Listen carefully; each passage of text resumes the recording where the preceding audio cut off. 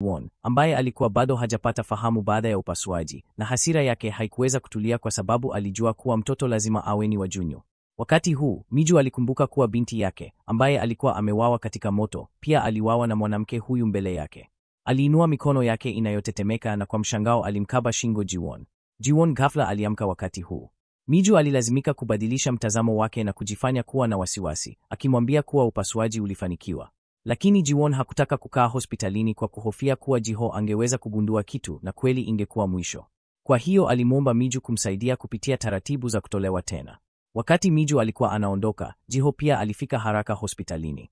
Hata hivyo, Jiwon alikuwa na hofu sana kuhusu kufika kwa Jiho, lakini bado alijifanya kuwa mtulivu, akisema kuwa alikuwa na homa ya tumbo kali kutokana na msukumo wa kazi.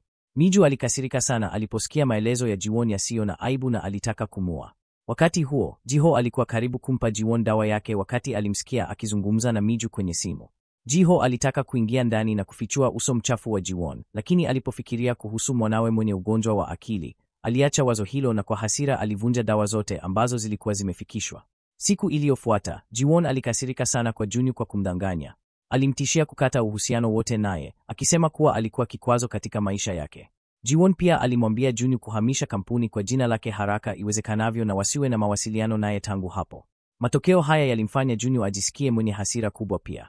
Lakini angewezaje kuacha utajiri mkubwa mikononi mwake kwa urahisi? Wakati huu, Miju aliamua kutumia afya dhaifu ya Jiwon kumfanya apate kuanguka kwa neva. Kwa hiyo alimwomba Jiho kwenda sinema naye kwa makusudi na kisha kumwarifu Jiwon kuwa alikuwa amemwona Jiho akiwa na mwanamke. Jiwon alikimbilia sinema ili kumkamata mwanamke huyo wa siri. Wakati huo huo, Miju alisimama na kuondoka kutoka kwenye kiti chake kwa kwenda chooni. Jiwon alipofika kando ya Jiho kwa hasira, alitokea kuona mwanamke. Bila kusita, alimvamia mwanamke huyo. Wakati huo, mwanamume ghafla alisimamisha matendo ya Jiwon. Ikawa mwathirika, mwanamke asiyejulikana, alikuwa mchumba wa mwanamume huyo. Jiwon alimtazama mume wake, ambaye alikuwa ameondoka kwa hasira na alikuwa amepata aibu na kupoteza. Lakini wafanyakazi wa sinema hawakumridhia Jiwon na walimshika moja kwa moja na kumtupa nje. Jiho, ambaye tayari alikuwa amepoteza matumaini kabisa kwa Jiwon, hakuweza kuvumilia tena. Kwa hasira alimwonya asijaibishe hadharani na asije kuathiri maisha yake ya kawaida tena. Kisha Jiho aligeuka kwa uamuzi na kuondoka. Mwili wa Jiwon, ambao tayari ulikuwa katika hali dhaifu, hatimaye ulianguka chini kutokana na mshtuko wa kimtindio kama huu, kwa udhaifu akijiuliza kwa nini watu wawili ambao walikuwa wakipendana sana mwanzoni wangeishia katika hali hii. Hata hivyo, Jiwon hakutafuta tatizo ndani yake kwa swali hili, lakini alimlaumu Jiho kabisa. Hata hivyo, Miju, akili kuu ya haya yote, alimtazama Jiwon aliyekuwa analia mbele yake bila chembe ya huruma. Wakati huu, kwa makusudi alionekana hapa, alimkumbatia Jiwon na kumfariji kama rafiki mzuri. Lakini moyo wa Miju ulikuwa umetulia kabisa. Anataka tu kumwona Jiwon akiteseka hadi hatua ambayo angeweza kufa. Miju kisha anampeleka Jiwon nyumbani kupumzika. Na kwa makusudi anawasha ubani pembeni ya kitanda chake, kama njia ya kumwomboleza binti yake, aliyewawa na adui yake mbele ya adui yake. Chini ya athari ya ubani, Jiwon aliingia usingizini haraka. Hata hivyo, mipango ya makusudi ya Miju kwa mara nyingine tena ilifanya Jiwon amfungulie moyo wake. Kwani Jiwon hakumwamini tena Junyu, Miju alikuwa amekuwa rafiki yake bora. Kwa hiyo Jiwon alitaka kuhamisha kwa muda fedha za siri kwa jina la Miju ili kuepuka uchunguzi wa familia. Miju alifurahi sana wakati huo, lakini hakuonyesha na alipigilia kuwa na wakati mgumu. Ni baada ya maombi ya mara kwa mara ya Jiwon ndipo Miju alikubali. Miju kisha kwa makusudi alimwambia Jiwon kuwa alikuwa anaenda kumtembelea binti yake aliyefariki siku hiyo na kumwonyesha Jiwon picha ya binti yake. Jiwon, kwa kujali rafiki yake bora, aliuliza kwa maumivu makubwa jinsi binti yake alivyokufa. Miju, akizuia chuki yake, alisema kuwa binti yake alikuwa ameondoka kwa sababu ya moto na kwamba moto huo ulisababishwa kwa sababu baba ya binti yake alikuwa ametoka kwenda kwenye tarehe. Baada ya kusikia maelezo haya, Jiwon alicheka kwa dharau na kulaumu vikali mume wa Miju kwa kufa kifo kibaya tu kwa sababu ya kiasi kidogo cha fedha, kuacha mke mzuri wa sura, mpole na mwenye huruma na hata kusababisha kifo cha mtoto wake mwenyewe. Miju kisha alimuuliza Jiwon tena kama anachukia wanaume zaidi au yule mwanamke. Jiwon alijibu bila kusita kuwa kama angejua huyo mwanamke ni nani, hakika asingekuwa na heshima. Miju kisha alimuita Junyu nje.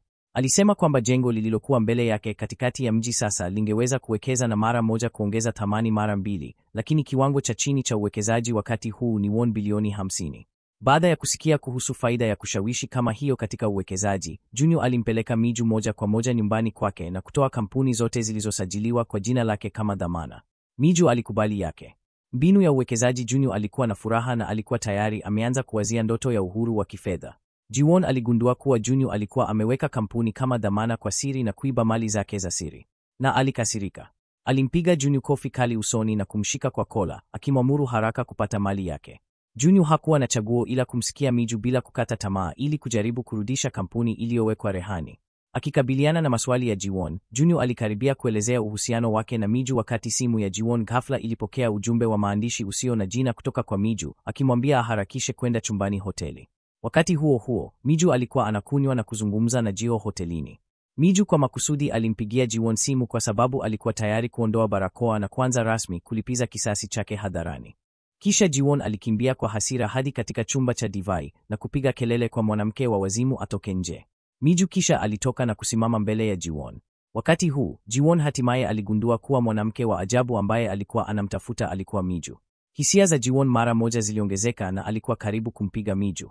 Jiho alilazimika kumzuia Jiwon kwa nguvu na kisha akaondoka hotelini kwa haraka. Njiani kurudi, Jiwon bado hakuweza kujibu ni kwa nini Miju alikuwa amemfanyia hivi wakati alipofikiria kuhusu Junior aliyetaja jina la Miju kwenye simu na kisha kufikiria siku ile Miju alisema wakati wa kunywa kwamba kifo cha mtoto wake kilikuwa kwa sababu mume wake alikuwa na uhusiano wa kimapenzi na bosi wake wa kike. Jiwon hatimaye alielewa wakati huu kwamba Miju alikuwa kweli mke wa zamani wa Junior. Bosi wa kike aliyesababisha binti ya Miju kufa alikuwa yeye mwenyewe. Ili kuthibitisha shaka zake, Jiwon alienda kwenye ukumbi wa mazishi wa binti ya Miju kuhakikisha, na kweli, tumaini la mwisho ambalo Jiwon alikuwa nalo lilikuwa limeondoka. Miju hakushangaa kwa kufika kwa Jiwon, badala yake kwa hasira alimwambia apige magoti mbele ya binti yake na kuomba msamaha. Jiwon alijitahidi kujinasua kutoka kwenye mkono wa Miju na kutoroka. Hata hivyo, ni vipi Miju aliyekuwa akiteseka angeweza kumwachia Jiwon kirahisi? Alimkamata tena Jiwon na kwa hasira alimlaani kwa kuwa takataka isiyo na aibu. Sababu ambayo Miju alimlaumu Jiwon kwa wajibu mkubwa wa kifo cha binti yake ilikuwa kwa sababu Miju aliamini kuwa mume wake alikuwa amemwacha binti yao katika moto ili kukutana na Jiwon. Hata hivyo, wakati Jiwon alijifunza kutoka kwa Junior kwamba mtoto alikuwa amefariki kwa njia isiyo ya moja kwa moja kwa sababu yake, aliona habari hii ya bahati mbaya kama bahati mbaya inayoathiri bahati yake mwenyewe. Jiwon hakuhisi hata chembe ndogo ya majuto. Wakati huu, Miju, ambaye alikuwa tayari ameenda wazimu, alitaka tu kumaliza hesabu kwa maisha ya binti yake. Jiwon, kwa hofu, alipiga mguu wake kwa nguvu kwenye mguu wa Miju. Hii ilisababisha Miju kuhisi maumivu makali na kuanguka chini. Jiwon pia alichukua nafasi hii kutoroka kwa mafanikio kutoka kwenye mikono ya Miju. Baada ya kurudi nyumbani, Jiwon alimwambia Jiho kwamba Miju alikuwa mke wa zamani wa Junior. Miju alimkaribia tu ili kumtumia kulipiza kisasi kwake. Jiho pia alipata ugumu kuamini ukweli. Jiwon alisema alimpata Miju mara moja kuthibitisha ukweli, na Miju hakufunika. Alikubali kuwa kila kitu kilikuwa kimepangwa kabla, akisema kuwa alikuwa tu kulipiza kisasi kwa binti yake ndio aliingia nyumba yako. Kila kitu ni uongo, ikiwa ni pamoja na hisia zilizokuwa kati ya wawili. Maneno ya Miju pia yaliharibu kabisa moyo wote wa Jiho, na hakuweza kutulia kwa muda mrefu. Siku iliyofuata, Miju alikuwa akijiandaa kupiga tena kabla Junior hakujua ukweli. Alitaka kuondoa kabisa kila kitu alichokuwa nacho Junior. Junior alifika ofisini asubuhi na mapema na aligundua kuwa ukumbi ulikuwa umepakwa na picha za aibu za yeye na kampuni. Alitumika mbele na kutumia mwili wake mdogo kuzuia mbele, akieleza kuwa ilikuwa ni uongo ulioundwa na mtu kumshtaki. Wakati huo, rais wa kampuni pia alifika ukumbini na kwa bahati nzuri akaona tukio hili. Haijalishi Junior alivyoeleza, hakuweza kusafisha ukweli. Mwenyekiti alisema wazi kuwa alijuta kuajiri mtu mbaya kama huyo. Kisha alimtupa Junior nje, wakati Junior alikuwa akihisi vibaya na akifikiria kuwa siku yake za usoni zilikuwa mbaya. Miju alimpigia simu kutoka mbali. Alimwambia kuwa jengo la katikati ya mji ambalo alikuwa amewekeza lilikuwa tayari kwa kusaini na kwamba angeweza mara moja kuongeza faida yake mara 2. Macho ya Junior yalimulika aliposikia haya, alipiga kelele. Hakuna kweli ambayo mbingu hazitaruhusu. Akiwa na furaha, mara moja alienda kwa Miju kusaini mkataba. Hata hivyo, Junior hakujua kuwa kashfa kati yake na Jiwon pia ilichapishwa na rafiki wa Miju.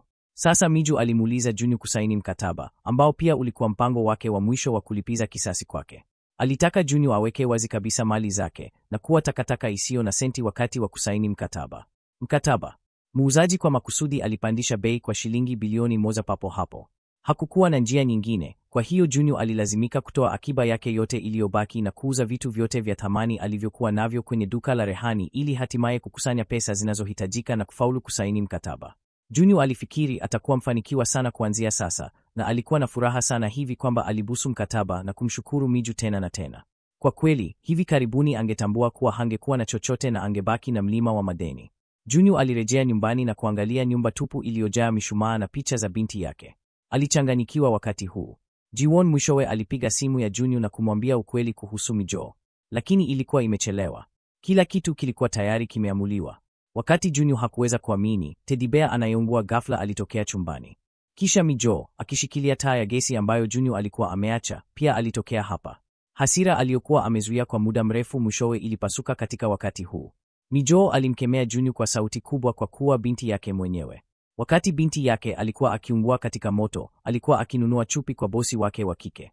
Hata hivyo, wakati huu, Junyu hakuhisi hata kidogo hatia, akikabiliana na mwasi kama huyo. Miju moja kwa moja alimtupia Junyu chupa, akimwambia alipe dhambi yake kwa binti yake. Junyu alifurahi kusikia hivi. Alimwaga maudhui ya chupa na kutoroka kwa haraka. Miju, ambaye alikuwa akitetemeka kwa hasira, mara moja alimpigia simu mwenyekiti Kim kusema kuwa angeweza kumfanyia Junyu jambo fulani. Junyu aliyekuwa akitoroka kwa haraka alifika kwenye jengo alilolinunua mchana huo. Alipokuwa karibu kuingia, alitupwa nje na walinzi wa usalama waliomdhania kuwa mpumbavu. Alipojaribu kuwasiliana na mtu anayehusika na mkataba, namba haikuwepo tena. Baada ya kurudi nyumbani tena, Junyu alichunguza mtandaoni na akagundua kuwa jengo hilo hata halikuwa kwa jina lake. Alijaribu kuwasiliana na Miju kuuliza maelezo, lakini alikuwa amemzuia. Wakati huu, hatimaye alitambua uhalisia na alidanganywa na Miju Junyu, ambaye hakuwa na chochote kilichobaki. Aliamshwa usiku wa manane na wanaume kadhaa wenye mavazi meusi waliomwambia kuwa hii haikuwa tena nyumba yake kwa sababu ilikuwa imetumika kama dhamana na ilikuwa imekuwa nyumba ya mwenyekiti Kim na kwamba alikuwa karibu kukamatwa ili kulipa mkopo uliobaki. Junyu, ambaye hakuwa na pesa, alifaidika kutokana na kukosa makini kwao kujinasua na kukimbia kwa haraka. Wakati huo huo, Miju na mwenyekiti Kim walijadili matokeo ya mpango huu pamoja. Rais Kim alitumia hatua za kipekee kuhakikisha kuwa Junyu asingeweza hata kukopa pesa za chakula nje. Alifikiri kuwa lengo la Miju la kulipiza kisasi linapaswa kuwa limekamilika karibu. Hata hivyo, Miju kwa dhati alimwambia Rais Kim kuwa kisasi hiki kilikuwa kimekamilika nusu tu. Aliapa kutosimama mpaka watu hao wasio na mipaka watalipa bei ya maumivu hata zaidi. Miju kisha alienda kampuni na moja kwa moja akamkuta Jiwon. Miju alimtishia Jiwon kwa hisa za kampuni ambazo alikuwa amehamisha kwa jina lake mwanzoni na kumwambia kufanya mkutano wa waandishi wa habari mbele ya vyombo vya habari kutangaza lawama zote za kuwa binti yake na kuomba radhi au asifikirie hata kupata hisa za kampuni zilizohamishwa kwa jina lake. Hata hivyo, Jiwon angeridhia vipi kuruhusu Miju amuongoze kwa pua? Alijua kuwa hisia za Miju kwa Tom zilikuwa za kina sana na kwamba alikuwa amemtunza kama mtoto wake mwenyewe. Kwa hiyo Jiwon alikuwa tayari kufanya jambo kwa mtoto wake mwenyewe ili kuangalia hatua inayofuata ya Miju. Miju hakuwahi kutarajia kuwa kisasi chake kingeshirikisha Tom. Ilimletea maumivu makubwa na majuto.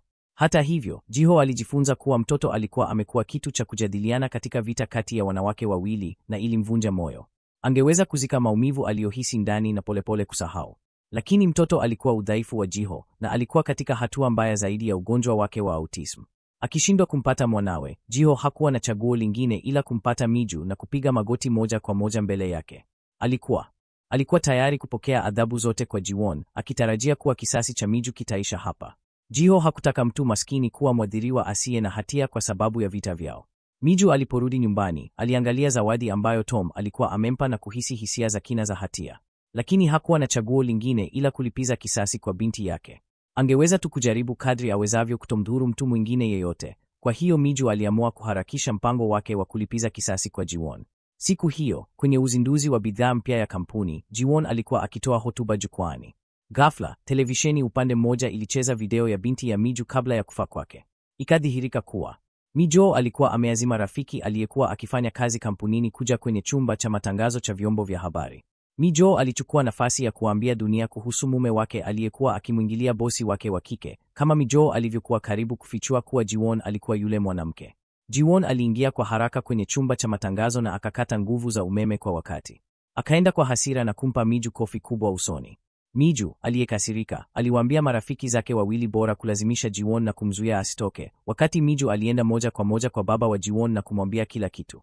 Baada ya kusikia yote ambayo Miju alikuwa amepitia, moyo wa mwenyekiti ulikuwa tayari kwenye mtikisiko na haukuweza kutulia. Hakuwahi kufikiria kuwa binti yake mwenye kiburi kwa kawaida alikuwa akifanya mambo yasiyokuwa na maadili nyuma ya mgongo wake. Hii ilisababisha mwanamke kuteseka sana.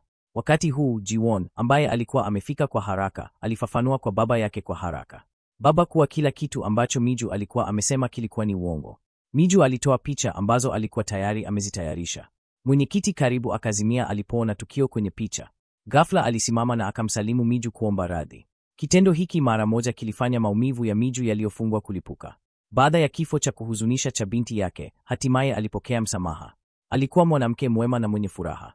Alikuwa tu amekuwa mtu mbaya katika maumivu kama hayo kwa sababu alimpoteza mtoto wake kama mama. Mwenyekiti alikasirika kwa ukosefu wa majuto ya Jiwon na mara moja alimuondoa katika nafasi yake kampunini. Alisema waziwazi kuwa Jiwon hakuwa tena na sifa za kuongoza kampuni. Hata hivyo, Miju hakumsamehe Jiwon. Alimwambia tena Jiwon kwamba ili kupata hisa za kampuni, alipaswa kufanya mkutano wa waandishi wa habari na kisha kukiri makosa yake na kuomba radhi kwa dhati na kutubu kwa binti yake aliyekufa. Miju alikuwa amemkwamisha kabisa Jiwon wakati huu, lakini je, Jiwon angesalimu amri tu? Siku ya mkutano wa waandishi wa habari, Jiwon hakupata wasiwasi. Badala yake, alimchezea Miju video ya Tom akiwa amefungiwa ndani. Alimwambia Miju kufuta mkutano wa waandishi wa habari au asingemwambia Tom alipo. Akiona hali ya Tom ikizidi kuharibika kwenye video, Miju alimpigia kelele Jiwon. Unawezaje kuwa mama mkatili kama huyo? Miju alikuwa daima amemtendea Tom kama mtoto wake mwenyewe, akitoa upendo wake wa kimama kumtunza. Hakuweza kuvumilia kumwona Tom akiumia kwa sababu yake. Mwishowe, alikubali masharti ya Jiwon kwa kujikaza. Miju alifuata anwani ambayo Jiwon alimpa kwenda hospitalini na kumpata Tom, ambaye alikuwa mgonjwa sana. Jiho pia alifika haraka baada ya kupata habari. Kwa sababu ya kumtunza Tom, Miju na Jiho walikutana tena na tena. Hata hivyo, Jiwon angeweza kumwachia Miju kwa urahisi? Siku hii, Miju alikuwa akimtoa Tom kutembea walipozuiwa na gari. Wakati alipokuwa akipiga kelele kuomba msaada, alitekwa nyara na mtu mwenye mavazi meusi. Ghafla, Miju alionekana katika gala lenye giza ambapo mwanamke alimsogelea polepole. Alipokaribia zaidi, Miju alitambua kuwa ni Jiwon aliyefanya haya yote. Jiwon alikuwa ameanguka kutoka kwa cheo chake na alilazimika kumfanya Miju alipe gharama ya maumivu ili kulipiza kisasi. Jiwon kwa mara nyingine alitumia usalama wa Tom kumlazimisha Miju kusaini mkataba wa kuhamisha hisa za kampuni. Kama Miju asingeweza kufanya hivyo, sio tu asingemwona Tom tena, lakini pia angeachwa kufa hapa hivi karibuni. Jiho, ambaye hakuweza kuwasiliana na Miju, alimpata Jiwon na kumuuliza, lakini Jiwon alijifanya kuwa na wasiwasi na kumshutumu Miju kwa kujaribu kumteka Tom. Aliita polisi mara moja, lakini Jiho tayari alijua ndani ya moyo wake kuwa Jiwon alikuwa na wajibu wa kutoweka kwa Miju na Tom, lakini kwa kuwa hakuwa na ushahidi, alilazimika kuondoka kwanza kutafuta vidokezo. Jiwon alipoona kuwa Jiho alikuwa na wasiwasi sana, mara moja alikasirika. Aliwaagiza mara moja watumishi wake kuongeza mateso ya Miju na kamwe kumruhusu Miju kuondoka gala akiwa hai. Hata hivyo, Jiho, ambaye alikuwa ameondoka, hakuondoka, lakini aliegemea mlango na kwa bahati alisikia mahali Miju alikuwa ameshikiliwa. Jiho alifuata haraka anwani aliyosikia na kufika galani. Kwanza aliendeshea kipakatua mizigo na kwa bahati nzuri aliondoa watu waliokuwa wakilinda nje. Kisha alikimbilia ndani haraka na kusukuma mlango wa gala na kumwona Miju, ambaye alikuwa amefungwa hapo na kufa, na mara moja alienda kwa Miju na kufungua kamba ambazo zilimfunga ukutani. Miju alimwona shujaa mbele yake na alihuzunika kwa kutokutana naye mapema. Wawili hao walishikana kwa nguvu. Wakati huu, Jiwon, ambaye alikuwa amepokea habari, aliendeshea karibu na akaona tukio hili la kushangaza. Wakati huu, hisia za Jiwon zilikuwa zimepotoka kabisa, naye kwa ujinga alilalia gesi. Kwa hofu, Jiho alisimama na kuzuia gari kutompiga moja kwa moja. Jiwon alimtazama Jiho, ambaye alikuwa tayari kuweka maisha yake hatarini kumlinda Miju. Wakati huu mgumu, Jiwon alisalimika na kugonga usukani, kukigonga mizigo upande mmoja alipokuwa akitazama wawili hao wakiondoka wakisaidiana. Alihisi wivu na chuki zaidi moyoni mwake. Siku iliyofuata, Miju alipata hospitali ambapo Tom alikuwa kupitia rafiki. Hali ya Tom ilikuwa tayari imedhoofika na baada ya kufungwa na Jiwon, hali yake ikawa mbaya zaidi. Miju alihisi majuto makubwa kuwa yeye ndiye aliyeleta Tom katika hali hii. Wakati huu, alifanya hatimaye uamuzi muhimu. Kumwambia Jiho kuwa hangeweza kuendelea kumwona Tom akiharibiwa na Jiwon. Hakuweza kumwacha Tom kuwa na bahati mbaya kama binti yake mwenyewe. Miju alitumaini kuondoka mahali hapa na Jiho na Tom na kuishi ngambo. Hata hivyo, walipokuwa wameazimia na walikuwa wakijiandaa kuondoka kwa siri, Miju alikabiliana na mgogoro mwingine. Junyu alikuwa amepoteza kila kitu kwa sababu ya kisasi cha Miju dhidi yake na alikuwa akiishi mitaani. Hivyo alikuwa tayari kutumia mama yake Miju aliyekuwa kitandani kumlipizia Miju. Kwanza, Junyu anakusanya pesa kidogo zilizobaki za kulazwa hospitalini kwa mama mkwe wake wa zamani. Kisha anatumia hadhi yake kama mkwe kumchukua mama mkwe wake wa zamani na kumpigia Miju kumwomba pesa. Hii inamtia Miju wasiwasi sana, anayeogopa kuwa Junyu atafanya jambo baya kwa mama yake. Hivyo anamwonya Junyu moja kwa moja kumwachia mama yake au atampigia polisi. Hata hivyo, onyo kama hilo halikuwa tishio kwa Junyu. ambaye sasa hakuwa na chochote. Hakukuwa na chochote Miju angeweza kufanya isipokuwa kuandaa pesa nyingi kama Junyo alivyoomba. Yeye na rafiki yake walifanya biashara na mtu aliyetumwa na Junyo. Suya alikuwa na wasiwasi mkubwa alipotazama pesa zikichukuliwa, akiogopa kuwa Junyo hataweka ahadi yake. Hata hivyo, Miju hakuwa na hofu, lakini alikuwa amejiandaa vizuri. Ikagunduliwa kuwa Miju alikuwa ameweka kifaa cha ufuatiliaji ndani ya sanduku kwa tahadhari. Kwa bahati nzuri, Junyo hakuvunja ahadi yake. Wakati huu, anwani ambapo mama wa Miju alikuwa ameshikiliwa ilitumwa. Baadaye, wawili walifuata anwani na kumpata mama yao salama. Lakini je, Miju na Soya wangeweza kumeza matusi hayo? Hivyo wawili mara moja walitungwa mpango wa kulipiza kisasi kwa Junyo. Mara tu Junyo alipopata pesa, alianza kufidia maisha ya furaha aliyopoteza siku hizi. Wakati alikuwa hajatosheka, Soya aliingia kama mhudumu. Acha nikuambie kidogo kuhusu Soya. Alikuwa nyota maarufu sana, lakini sasa amepata magumu. Junyo alipoangalia uso wake, ambao ulionekana kama wa mashuhuri kabisa, hisia zake zikaongezeka zaidi. Soya alitumia nafasi hiyo na kumiminia Junyo kinywaji mwilini. Kisha alijifanya kuendelea kuomba radhi, na alimsaidia kubadilisha nguo zake. Wakati huo, Suya alitumia nafasi, alishika sanduku na kulitupa nje. Miju aliingia chumbani na kuokota sanduku sakafuni wakati huu. Junyo, aliyemwona Miju akionekana hapa, alitambua kuwa alikuwa amedanganywa. Wawili walifanya kazi pamoja kikamilifu kurudisha sanduku na kukimbia kwa furaha. Hata hivyo, Junyo alizuiliwa na mlinzi kwa sababu hakuwa amelipa bili. Mwishowe, Junyo, ambaye kweli alishindwa kulipa, alilazimika kwa aibu kumwomba Jiwon amlipie. Jiwon alimwonya kuwa hii ilikuwa mara ya mwisho angemsaidia. Baada ya Jiwon kuondoka, Junyo alifichua tabia yake ya kweli ya uchafu. Miju aliweka nyumba mpya ya uguzi kwa mama yake. Mama yake alimuuliza Miju kwa nini hakuwahi kumwona mjukuu wake. Miju angeweza tu kusema uongo na maumivu moyoni mwake. Binti yake yupo katika shule ya ziada. Hakika atamtembelea nyanya yake wakati ujao. Ili kuzuia mama yake kugundua maumivu aliyokuwa akificha, alienda bafuni na kulia kwa uchungu. Hakujua jinsi ya kumwambia mama yake kuwa binti yake alikuwa amefariki. Hata hivyo, wakati Miju alirudi na akili safi, mama yake ghafla alipata kiharusi na kufariki. Akikabiliwa na ukweli huu, Miju aliguswa tena na pigo kubwa. Alimsihi mama yake asifanye utani na afungue macho yake kumwona. Mama yake alikuwa tayari ndiye jamaa pekee wa Miju duniani. Mwishowe, Miju na Jiho pamoja na Tom walikuwa tayari kwenda ngambo kuanza maisha mapya bila wasiwasi wowote mioyoni mwao. Kwa bahati mbaya, tukio hili likaonekana na Junyo akizurura. Mwishowe alijifunza kuwa Miju alikuwa amepata uhusiano na Jiho, hivyo mara moja akaokota simu na kumpigia Jiwon. Jiwon aliyekasirika sana alichagua moja kwa moja kumripoti Miju kwa polisi kwa kumteka mwanawe. Wawili hao, ambao walikuwa waondoke uwanja wa ndege, mwishowe walizuiliwa na polisi waliofika. Polisi walikamata Miju kwa dharura kwa tuhuma za kuteka mtoto. Jiho pia alikamatwa na polisi kwa kuvuja siri za kampuni. Jiwon aliazimu kutowaachia kwa wepesi wakati huu. Hivi karibuni Jiwon alikwenda kituo cha polisi kumtafuta Miju na kuanza mazungumzo. Alitumia simu, mashitaka ya uongo dhidi ya Jiho na utekaji wa mtoto wa Niju kama silaha za kubadilishana. Alimwomba Niju arudishe pesa zote alizokuwa amedanganya kutoka kwa Junyo. Kisha alijitolea kwenda kwa mwenyekiti na kufafanua kuwa tukio la mwisho lilikuwa ni kutoelewana. Mwishowe, alisema kamwe asiwe na mawasiliano yoyote na Jiho mradi tu walikubali masharti haya matatu. Wangeweza kuwaacha waende. Kwa mara moja, Jiwon alifika mlangoni kwa Jiho na kumtisha kwa uwezekano wa Miju kufungwa jela. Alimwambia kuwa ikiwa atamkabidhi mpango wa bidhaa mpya aliyokuwa ameandaa kabla ya kuondoka, hangemshtaki Miju. Jiho alimtazama Jiwon kwa mshangao mkuu. Hakuwahi kufikiria kuwa kila kitu alichofanya kilikuwa kinahusu faida tu. Hakukuwa na dalili ya hisia, mtu asiye na huruma ambaye hangesita kufanya lolote ili kufikia malengo yao. Baada ya usiku mmoja wa kufikiri, Miju hakutaka Jiho aendelee kuumizwa kwa sababu yake. Hatimaye alikubali masharti ya Jiwon, na Jiho pia alipatana na Jiwon kwa ajili ya usalama wa Miju. Wakati Jiho alijaribu kumtafuta Miju tena, hakuweza kuwasiliana naye tena. Kwa hasira alimtafuta Jiwon na kumwonya moja kwa moja kwamba ikiwa atafanya jambo baya kwa Miju tena, angemlaumu kwa kuwa mkatili. Wakati huu, Jiwon alijua kuwa Miju alikuwa akimficha Jiho kwa sababu ya ombi lake mwenyewe. Onyo la Jiho sasa lilimfanya asiwe na huruma. Kisha Jiwon alichukua makubaliano ya talaka. Hatimaye, Miju kama alivyoahidi, alikuja ofisi ya mwenyekiti kwa hiari yake na kukiri kuwa tukio la awali lilitengenezwa naye. Picha zote zilihaririwa kidijitali kumchongea Jiwon.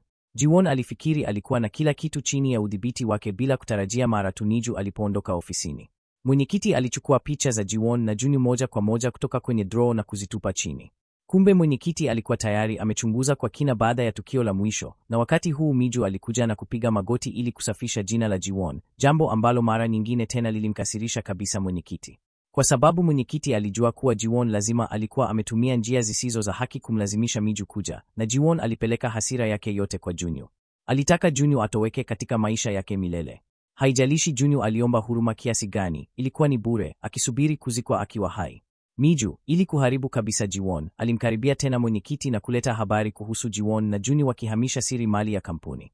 Mwenyekiti alipotazama uhamishaji wa siri wa fedha zenye thamani ya mabilioni 100, karibu alipoteza hasira yake. Kweli hakutarajia kuwa binti yake, ambaye alikuwa amemlea, angesaliti kampuni. Wakati Jiwon alifika kampuni, aligundua kuwa shemeji yake alikuwa ameketi kwenye kiti chake na shemeji yake hata alimwambia moja kwa moja kwamba kuanzia siku hiyo, kiti hicho hakikuwa chake tena. Hii haikuharibu mipango ya Jiwon tu, bali pia ilimshusha kutoka kilele cha ngazi ya kijamii. Kweli hakuweza kukubali pigo kama hilo.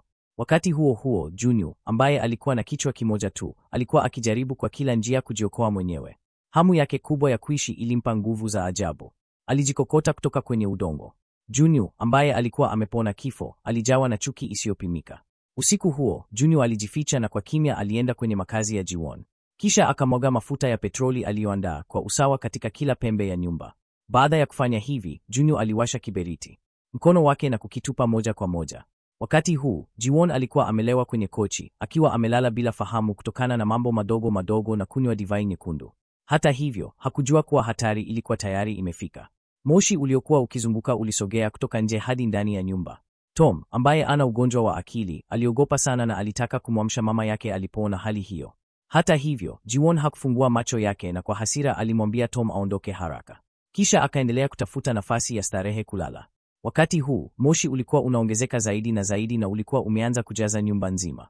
Tom, ambaye alikuwa amejificha chooni, aliona moshi ukisogea hapa na kuogopa zaidi na zaidi. Kwa hiyo haraka alichukua simu yake na kumpigia mwalimu wake kwa msaada. Miju, ambaye alijifunza hali hiyo, alikuwa na wasiwasi sana na aliendelea kumfariji Tom, na Jiwon mwishowe aliamshwa kutoka usingizini na moshi. Akitazama moto ukiwaka katika nyumba yote, mwitikio wake wa kwanza ulikuwa kufunika pua yake na kukimbilia nje.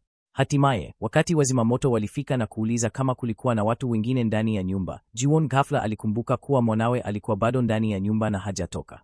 Hivi karibuni Miju pia alifika eneo hilo na aliendelea kumtuliza Tom kupitia simu kuwa hakuogopa. Wakati Miju alifika, kulikuwa na mfano wa Jiwon tu. Mara alifahamu kuwa Tom alikuwa bado ndani ya nyumba kati ya moto. Miju, ambaye alikuwa amepitia uzoefu huo huo, alijua kuwa kila sekunde iliyopotea ilimaanisha kuwa Tom angeweza kupoteza maisha yake. Hakuweza kuruhusu msiba kama huo kutokea tena mbele ya macho yake. Miju mara moja alienda upande mwingine wa nyumba, akachukua jiwe kubwa na kuvunja kipande cha kioo.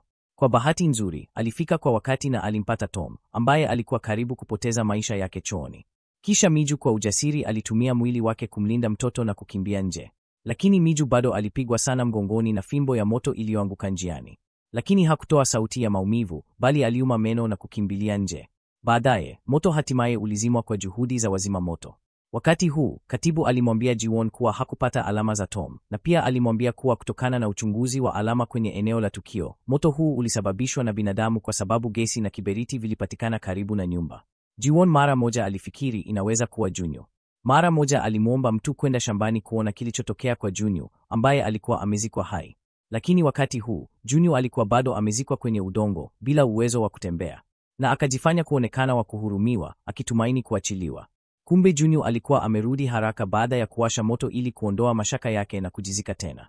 Baada ya kusafisha jina la Junyu, Jiwon alimlaumu Miju kwa yote. Alifikiri Miju aliwasha moto kumlipiza kisasi na kumua. Wakati alikuwa na hasira, alikuwa karibu kumkabili Miju juu ya hilo. Jiho pia alikuja kuuliza kuhusu mahali mtoto aliposikia habari. Akikabiliana na hasira ya Jiho, Yura hakuhisi kuwa alikuwa amefanya jambo lolote baya. Jiho alishindwa kupata maneno mbele ya mwanamke mwenye jeuri kama huyo. Tayari amegundua kuwa alikuwa ni Jiwon ambaye alilewa na kumsahau mtoto. Katika hasira yake, Jiho anamwonya Jiwon kwamba ikiwa kitu chochote kitatokea kwa mtoto, atamtuma moja kwa moja jehanamu. Wakati huu, Jiwon anatambua kosa lake na kuhisi hatia kubwa. Hakuna dalili ya Tom katika eneo la moto. Jiwon anadhani mara moja kwamba Miju anaweza kuwa amemukoa, kwa hiyo anaenda kwa haraka nyumbani kwa Miju na kutafuta kila mahali. Lakini hampati. Lakini Jiwon aliamini kwa dhati kwamba Miju alikuwa amemukoa Tom. Alimsihi, akijiambia mwenyewe kuwa mtoto wake bado alikuwa hai. Wakati huo, Miju hakutaka kumwambia ukweli. Alitaka Jiwon pia apitie aina ya maumivu yasiyovumilika ya kumpoteza mwana kwa sababu yake. Yule Jiwon mwenye kiburi, katikati ya maumivu yake ya kumpoteza mwanawe, hatimaye alinyenyekea na kupiga magoti mbele ya Miju. Alimwomba tena Miju amwambie kuwa mwanawe hakufa, lakini Miju alisisitiza kwamba Jiwon abebe maumivu haya kwa maisha yake yote ili yaweze kufidia maumivu yasiyovumilika ambayo Miju alihisi alipopoteza binti yake. Baada ya kumpoteza mwanawe, Jiwon hatimaye alielewa majukumu yake kama mama yalikuwa nini. Sasa alijutia kutojali kwake na kutopendelea mtoto wake. Miju alikuwa amemweka Tom hospitalini baada ya kuzaliwa kwa matibabu na alikuwa amepita hatua ya hatari. Jiwon alitambua kosa lake na akazimia mbele ya nyumba yake. Akiwa ameshindwa na lawama za kibinafsi, Miju, alipojifunza haya, aliweza pia kudhihirisha hisia za Jiwon wakati huu. Kwa hiyo hakuendelea kumtesa, na badala yake akamleta Tom aliyepona binafsi kwa Jiwon, akitarajia kwamba angekuwa mama bora na mzuri katika siku zijazo. Akimwona mwanawe anayejitokeza mbele yake bila kuumia, Jiwon ghafla alijawa na hisia na machozi. Wakati huu, pia alipitia hisia za maumivu za Miju alipopoteza binti yake. Jiwon alitaka kumshukuru Miju, lakini aligundua kuwa Miju tayari alikuwa ameondoka kimya kimya. Baadaye, Jiho pia alimpata Miju binafsi na kutoa shukrani zake za dhati kwa kuokoa Tom. Pia walijitakia maisha ya furaha kwa siku zilizobaki za maisha yao. Hata hivyo, Mungu hakuchagua kumsamehe Jiwon kwa makosa aliyokuwa amefanya.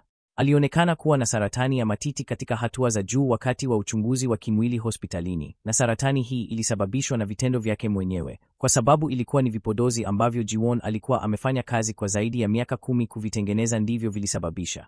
Hakuacha hata baada ya kugundulika kuwa kulikuwa na vichochezi vya saratani ndani ili kulinda nafasi yake katika kampuni. Kwa hiyo aliendelea kutumia bidhaa zake binafsi kuthibitisha kuwa hakukuwa na madhara mwishowe. Hakusababisha mtu mwingine tu kuwa na saratani, lakini pia aliteseka mwenyewe. Jiwon aliyekunywa pombe alimpata Miju na kumwambia moja kwa moja kuhusu hali yake ya sasa. Watu kama yeye hawahitaji kisasi kutoka kwa wengine kupata adhabu kutoka mbinguni. Mwishowe, Jiwon alimkabidhi Tom kwa Miju kwa uso wa dhati, akitarajia kwamba angemtunza Tom kama mama katika siku zijazo. Jiwon aliishia hivi. Miju anapaswa kuwa na furaha, lakini alikosa furaha yoyote ya kisasi kwa sababu maisha ya Jiwon yalikuwa kufikia mwisho. Hata hivyo, Miju hakuweza kutulia moyo wake kwa muda mrefu na alipata ugumu kukubali uhalisia wa kikatili wakati wa siku chache zilizobaki za maisha ya Jiwon. Angechukua hatua kila wakati kuomba Miju na Jiho kuwa pamoja. Wakati huu, Jiwon alitumaini kwa dhati kwamba wangeweza kukutana pamoja. Katika hali hiyo, hangekuwa na majuto na angeweza kutulia kabla ya kufumba macho yake na kuiacha dunia hii. Kwa upande mwingine, Junyu pia alikamatwa na polisi kwa kuchoma moto na alipokea adhabu ya sheria. Hatimaye, Miju na Jiwon waliketi kwenye kiti cha bustani kama marafiki wa karibu, wakizungumza kuhusu mioyo yao. Wakati huu, Jiwon hatimaye alitambua jinsi ilivyo muhimu kuwa na rafiki mzuri kando yako. Kuwa na rafiki wa karibu wa kuzungumza naye kungeweza kumzuia kufanya makosa mengi tangu mwanzo. Akiwaangalia baba na mwana wakicheza kwa furaha mbali, alitokwa na machozi ya majuto. Ilibainika kuwa furaha ilikuwa mbele yake, lakini wakati mmoja alikuwa ameharibu kwa mikono yake mwenyewe.